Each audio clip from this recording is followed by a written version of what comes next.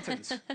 The Clintons were getting dogged by, oh, well, Navarro and Bannon said no, they got prosecuted, and now they don't want to do it. So now they said, fine, we'll come in and talk to you.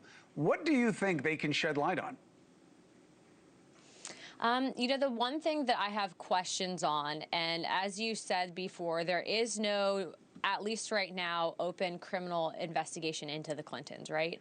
But the one thing that I've been curious about, and the one thing that I have not yet received, nor has any other member, whether Democrat or Republican, on oversight, is names of people that committed crimes per the victims. And if President Bill Clinton was there, I'm going to be asking him directly if he can provide names of people that committed, again, crimes against these underage people.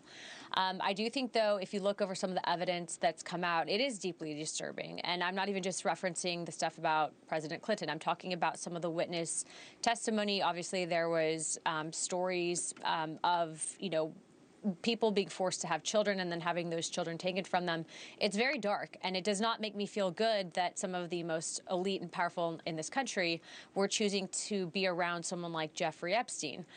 But I do think that, this is a step forward in the right direction. I'm not happy about how long it took for the DOJ to release everything. However, I also understand that there was a New York judge Obama appointed that actually was ordering a second review of the files, and that's what prolonged it. But again, this can't happen again in the future, which is why I think that it's important for the American people to review those documents to see exactly who's who and who did what. One, our understanding is through the survivors and counsel, it's not everything. And let's put to the side that Kash Patel and Bongino, who's gone back into the conspiracy business, were some of the biggest sellers of what they knew would be there, and now they just backed off on it. But the idea of, well, how are people supposed to feel about this? The list of people you're talking about is supposedly a known quantity to one of your colleagues, Representative Massey. And he said, if you don't release it, I have the list that they put together, and then I'll have to. Where is his accountability? If he has the list, put it out. It wasn't in the release. We were promised the list as a whole for the committee, both Democrats and Republicans. The speaker was there. The victims told us that they would present that. And if they've given it to him, I would encourage him to release that. But as of right now, I have not received those names.